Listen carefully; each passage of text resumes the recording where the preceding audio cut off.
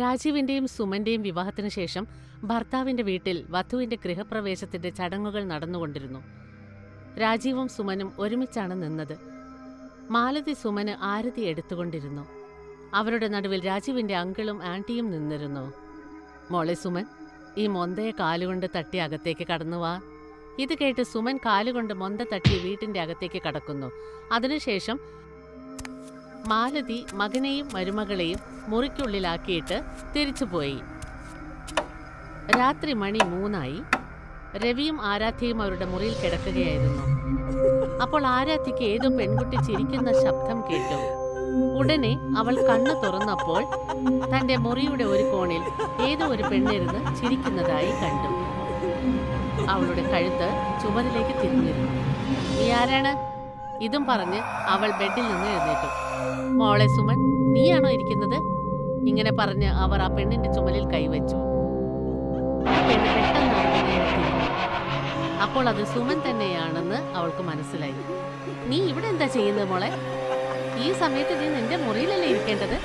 അത് കേട്ടപ്പോൾ സുമൻ അവരെ ദേഷ്യത്തോടെ നോക്കി. എന്നിട്ട് ഒറ്റയടിക്ക് അവരെ നിലത്ത് തള്ളി. പിന്നീട് അവരുടെ ദേഹത്ത് കയറി ഇരുന്നുകൊണ്ട് പറഞ്ഞു, ഞാൻ എന്ത് ചെയ്യണമെന്ന് പറയാൻ നീ ആരാണ്? അത് പറഞ്ഞ ശേഷം സുമന്റെ കണ്ണുകൾ ചുമന്നു. അവൾ ഭീകരരൂപിയായി. ആരാധ്യ ഭയം കൊണ്ട് നിലവിളിച്ചു, രവി, എന്നെ രക്ഷിക്കേ! അവളുടെ നിലവിളി കേട്ട് രവി എഴുന്നേറ്റു. ആരാധ്യ ഭയന്ന് വിറച്ച് വായിൽ മൂടിക്കൊണ്ട് നിലത്തിരിക്കുന്നതാണ് അയാൾ കണ്ടത്. അവിടെ വേറെ ആരുമില്ലായിരുന്നു. ആരാധ്യ, എന്തു പറ്റി? ഭർത്താവിന്റെ ശബ്ദം കേട്ട് ആരാധ്യ കണ്ണു തുറന്നു നോക്കി. സുമനെ മുറിയിൽ കാണുന്നില്ലെന്നറിഞ്ഞ് അവൾ അത്ഭുതപ്പെട്ടു. മരുമകൾ ഇവിടെ വന്നിരുന്നു. അവൾ ഭീകരരൂപിയായി മാറിയിരുന്നു. എന്തിനാണ് അവൾ വന്നതെന്ന് ഞാൻ ചോദിച്ചപ്പോൾ എന്നെ കൊല്ലാനായി അവൾ എന്നെ അടിച്ചു. നീ എന്തൊക്കെയാണ് പറഞ്ഞു വരുന്നത്? ഞാൻ കണ്ണു തുറന്നു നോക്കിയപ്പോൾ നീ അവിടെ തനിച്ച് ഇരിക്കുന്നത് കണ്ടു. ബെഡ്റൂമിന്റെ വാതിൽ അകത്ത് നിന്ന് അടച്ചിരുന്നു. ഇനി എങ്ങനെ മരുമകൾ ഇവിടെ വന്നിരുന്നു എന്ന് നീ പറയുന്നത്? അവൾ ഇവിടെ ഉണ്ടായിരുന്നു. എന്നെ കൊല്ലാൻ വന്നതായിരുന്നു. നീ എന്തെങ്കിലും സ്വപ്നം കണ്ടിട്ടുണ്ടാവും. മരുമകൾ അവളുടെ ബെഡ്റൂമിലായിരിക്കും. ഇന്ന് കല്യാണം കഴിഞ്ഞ ആദ്യ രാത്രിയല്ലേ?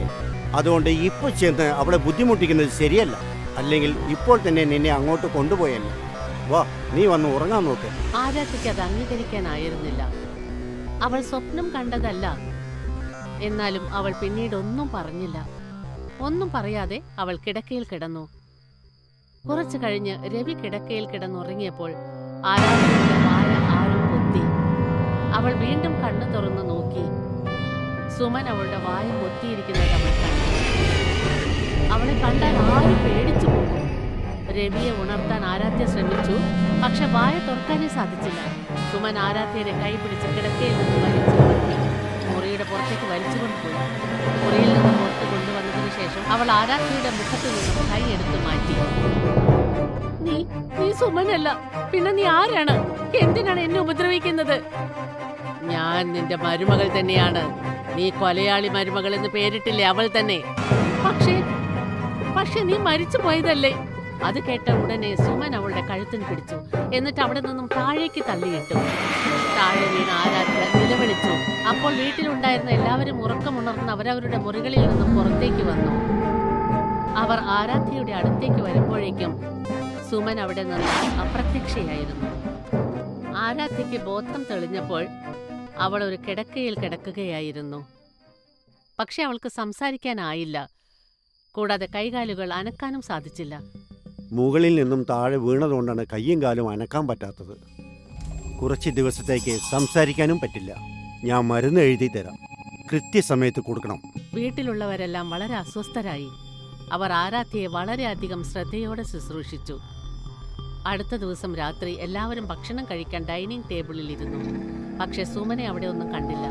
മോനെ രാജീവ്, സുമൻ ഇപ്പോൾ മുറിയിൽ തന്നെയാണോ? അവൾക്ക് രാത്രി ആഹാരമൊന്നും വേണ്ടേ? അമ്മ, ഞാൻ ഇത്രയും നേരം മുറിയിൽ ഓഫീസ് ജോലി ചെയ്തുകൊണ്ടിരിക്കുകയായിരുന്നു. അവൾ അമ്മയുടെ കൂടെ ഉണ്ടാവുമെന്ന് വിചാരിച്ചു. അത് കേട്ട് മാലതി പരിഭ്രമിച്ചു. ഏയ് ഇല്ല രാജീവ്, ഞാൻ ആരാധ്യയുടെ മുറിയിൽ നോക്കി. പക്ഷെ അവൾ അവിടെയുമില്ല. അത് കേട്ട് എല്ലാവരും പരിഭ്രമിച്ചു. അവർ ഡൈനിങ് ടേബിളിൽ നിന്ന് എഴുന്നേറ്റ് സുമനെ തിരയാൻ തുടങ്ങി. വീട് മുഴുവനും അവർ അവളെ തിരിഞ്ഞു നോക്കി. ഒടുവിൽ തളർന്ന് എല്ലാവരും ഹാളിൽ ചെന്നിരുന്നു. ഈ വീട്ടിൽ എന്താ നടക്കുന്നതെന്ന് മനസ്സിലാവുന്നില്ല. ആദ്യം ആരാധ്യയ്ക്ക് അപകടം സംഭവിച്ചു. ഇപ്പോൾ സുമൻ എങ്ങോട്ടാണ് പോയതെന്ന് അറിയില്ല. എല്ലാവരും സംസാരിച്ചു കൊണ്ടിരിക്കുമ്പോൾ വീട്ടിലെ വിളക്കുകളെല്ലാം താനെ കത്തിയും കേട്ടുകൊണ്ടിരുന്നു. അപ്പോൾ സുമൻ വധുവിന്റെ വേഷത്തിൽ ഏണിപ്പടികൾ ഇറങ്ങി വരുന്നത് എല്ലാവരും കണ്ടു. ഒരു ഭീകര രൂപിയായി ഏണിപ്പടികൾ ഇറങ്ങി വരുന്നത് അവർ കണ്ടു. പക്ഷെ അവളുടെ മുടി അഴിഞ്ഞിരുന്നു. സുമൻ, നീ എവിടെയായിരുന്നു? എത്ര നേരമായി ഞങ്ങൾ നിന്നെ അന്വേഷിക്കുന്നു. അവർ അവളുടെ ഭീകര രൂപം കണ്ട് ഭയപ്പെട്ടു. അവൾ അപ്പോൾ ഒരു യക്ഷിയെ പോലെയായിരുന്നു. എന്നെ അറിയുമോ നിനക്ക്? ഇങ്ങനെ പറഞ്ഞുകൊണ്ട് സുമൻ മാലതിയുടെ നേരെ ചാടി വീണു. അവരുടെ കഴുത്തിൽ പല്ലുകൊണ്ട് കടിച്ചു.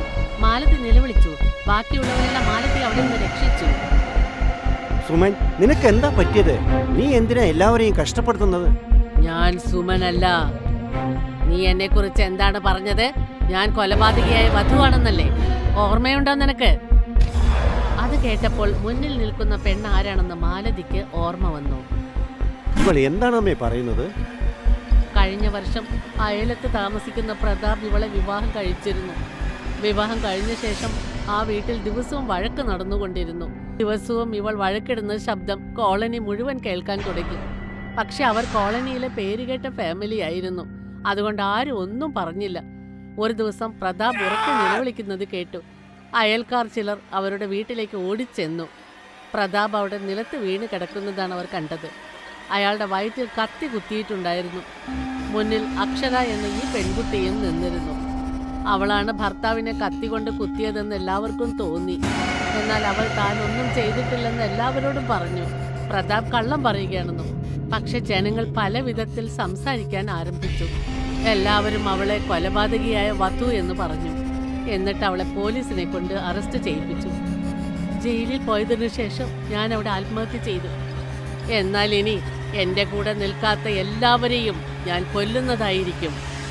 അങ്ങനെയല്ല മോളെ, നീ ജയിലിലേക്ക് പോയ ശേഷം കുറച്ച് ദിവസം കഴിഞ്ഞപ്പോഴാണ് ഞങ്ങൾക്ക് പ്രതാപിന്റെ സ്വഭാവം മനസ്സിലായത്. ഞാനും ആരാധ്യയും അതിനെക്കുറിച്ച് പോലീസിനെ അറിയിക്കാനായി പുറപ്പെടുന്ന സമയത്ത് പ്രതാപ് കോളനിയിലുള്ള എല്ലാവരുടെയും മുന്നിൽ വെച്ച് ഞങ്ങളെ ഭീഷണിപ്പെടുത്തി. എന്നിട്ട് പറഞ്ഞു, ആരെങ്കിലും അവനെക്കുറിച്ച് പോലീസിൽ പരാതി കൊടുത്താൽ പണം ചിലവാക്കി അവൻ അവരെ കൊന്നുകളയുമെന്ന്. ഇങ്ങനെ മാലതി അവളെ കുറെ നേരം എല്ലാം പറഞ്ഞു മനസ്സിലാക്കി. അവളോട് മാപ്പും ചോദിച്ചു. അത് കേട്ട ശേഷം അക്ഷരയുടെ ആത്മാവ് അവർക്ക് മാപ്പ് കൊടുത്തു. ഞാൻ ആ പ്രതാപിനെ വെറുതെ വിടാൻ പോകുന്നില്ല. അതും പറഞ്ഞ് അക്ഷര സുമന്റെ ശരീരം വിട്ടുപോയി. സുമൻ പഴയതുപോലെയായി. അക്ഷരയുടെ പ്രേതം പ്രതാപിന്റെ വീട്ടിൽ എത്തിയപ്പോൾ അയാൾ കിടക്കയിൽ കിടക്കുകയായിരുന്നു. അക്ഷരയെ വധുവിന്റെ രൂപത്തിൽ കണ്ടപ്പോൾ അയാൾ ചോദിച്ചു, ആരാ നീ? ഞാൻ നിങ്ങളുടെ കൊലയാളിയായ വധുവാണ്. എന്നെ നിങ്ങൾക്ക് മനസ്സിലായില്ലേ പ്രതാപ്? ഇതും പറഞ്ഞ് അവൾ അയാളുടെ മേൽ ചാടി വീണു. അയാളുടെ ശരീരത്തിൽ കയറിയിരുന്ന് അയാളുടെ കഴുത്ത് ഞെരിച്ചു. നീ എന്താ ചെയ്യുന്നത്? എന്നെ കൊല്ലല്ലേ? എന്നോട് ക്ഷമിക്കൂ. വേണ്ട, എന്നെ കൊല്ലല്ലേ. കൊലപാതകിയായ വധു ഉറക്കെ ഉറക്കെ ചിരിച്ചു.